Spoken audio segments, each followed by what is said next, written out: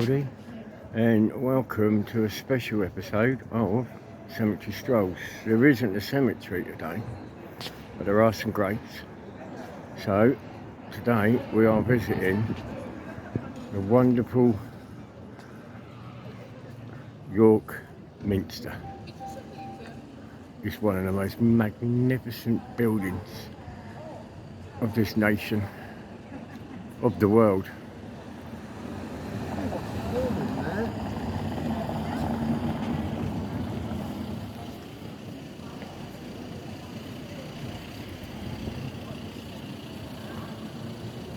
We'll see some great wonders inside of it, so let's take a trip.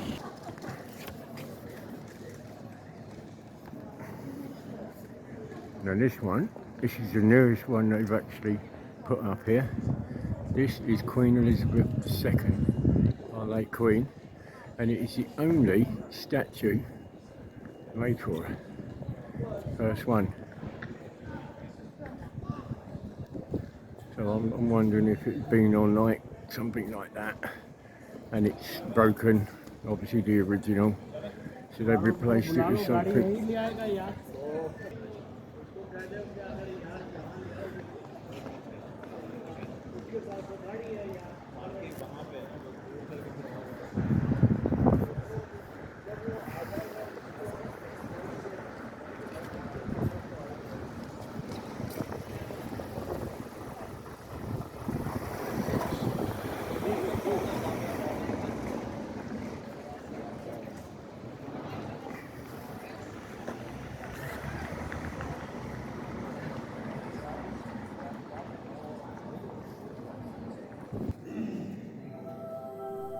We've just entered into York Minster, into the nave.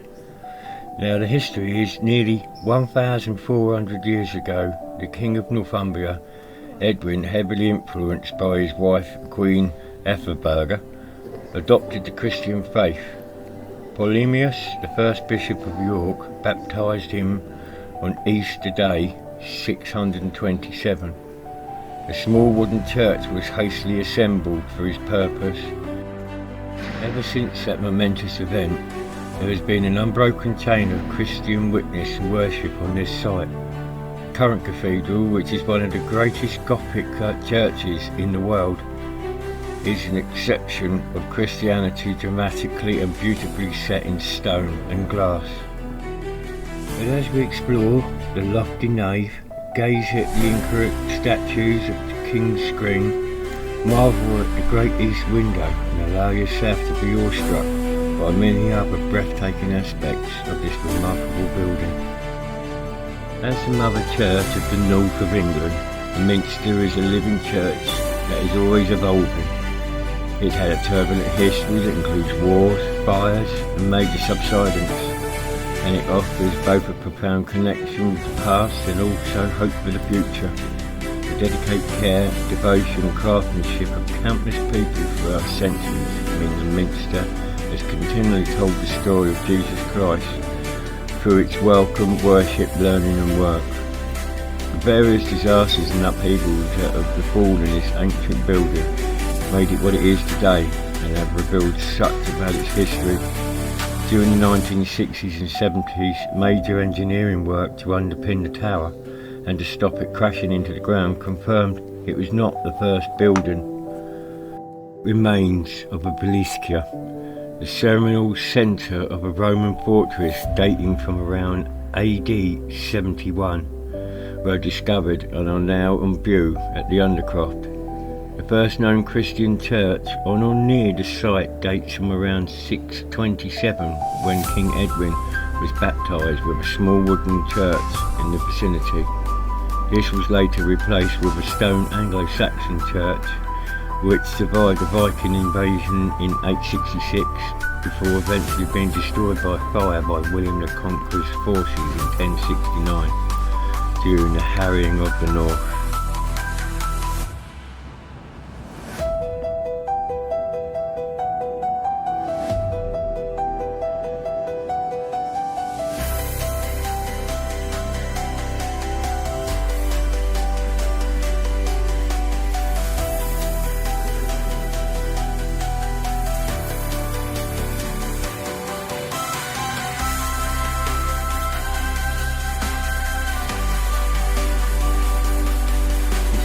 wonder that the sheer size of the nave took my breath away. This beautiful decorated Gothic space is the widest and highest nave of any of England's medieval cathedrals and one of the longest. It was built between 1291 and 1350. The high central portion, some 15 metres wide, was vaulted with timber, now painted to look like stone, which is both lighter and less expensive than a stone vault ceiling. The original roof was destroyed by fire in 1840 when a clockmaker left a candle burning.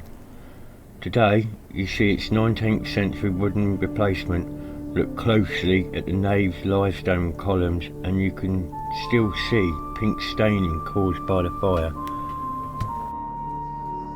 Separating the nave from the choir is the spectacular 15th century pulpitum, often referred to as the King's Screen.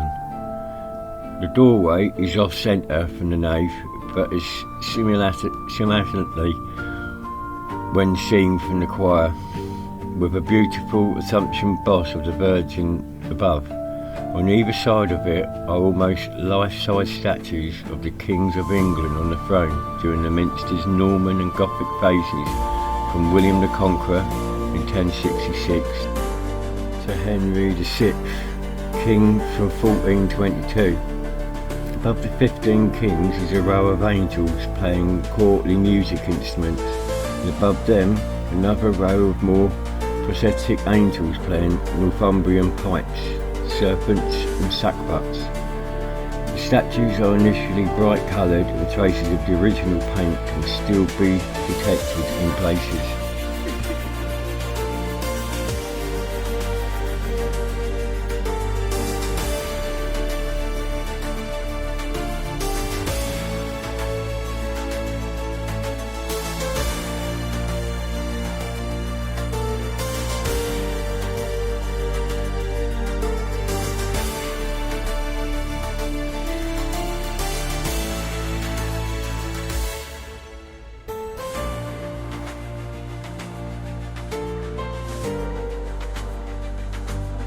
The origins of the Minster organ go back to 1832, when a new organ was built following an arson attack on the choir in 1829, which destroyed the previous instrument. On Easter Sunday 2021, the great organ was dedicated by the Archbishop of York following a large-scale refurbishment of its 5,403 pipes by specialist organ builders Harrison and Harrison, which started in 2018, with pipes ranging in lengths from the size of a pencil to 10 metre long. The instrumental overall is one of the largest in the country, weighing approximately 20,000 kilograms.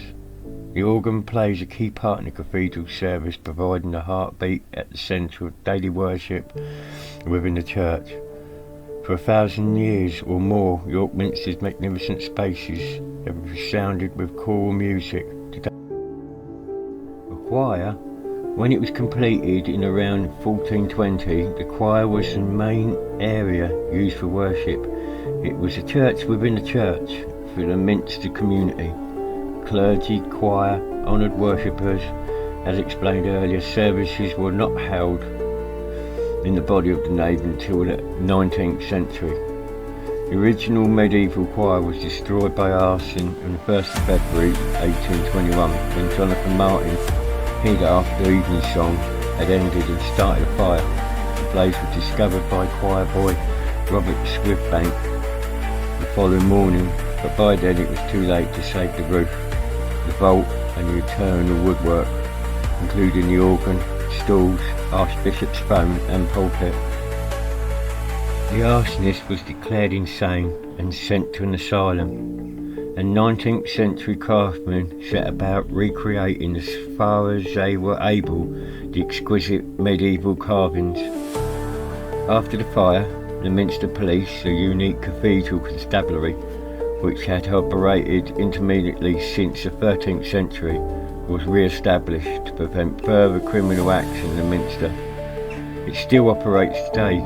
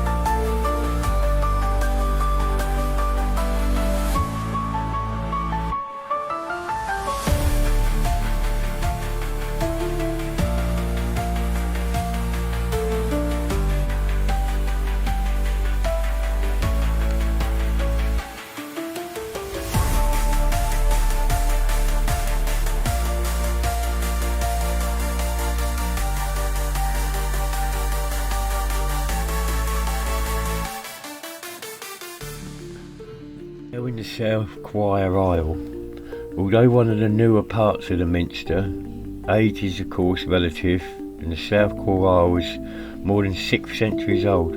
It is now showing signs of deterioration, so it's currently the focus of a decade-long conservation project.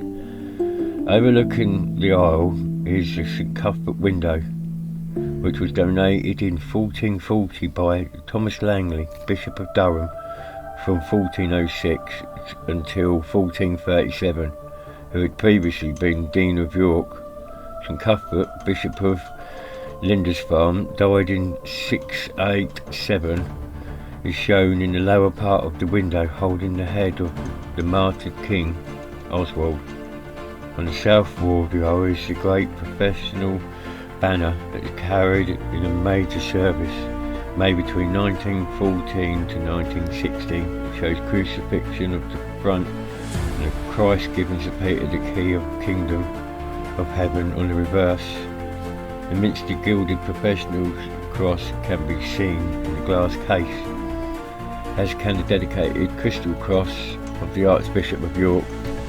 There are many interesting memorials, including the family vault of only Prime Minister buried in York, Lord Stafford, 2nd Marquess of Rockingham, who served as Prime Minister 1765 to 1766 and again in 1782. Nearby, as you pass the wall tablets, spare a thought for a poor Jane Hudson, who died on the 2nd of September 1636, aged 38, during the birth of her 24th child.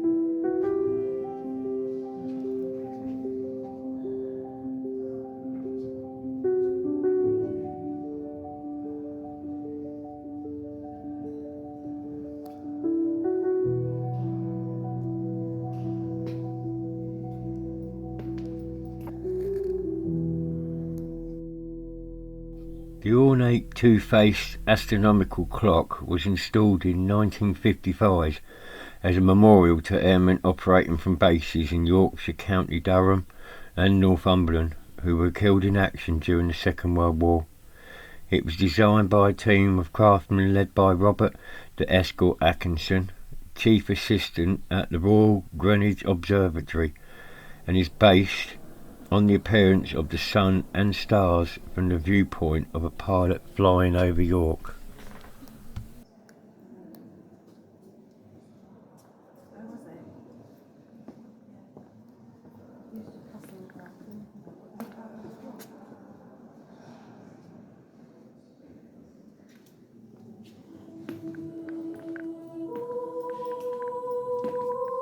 The Chapter House.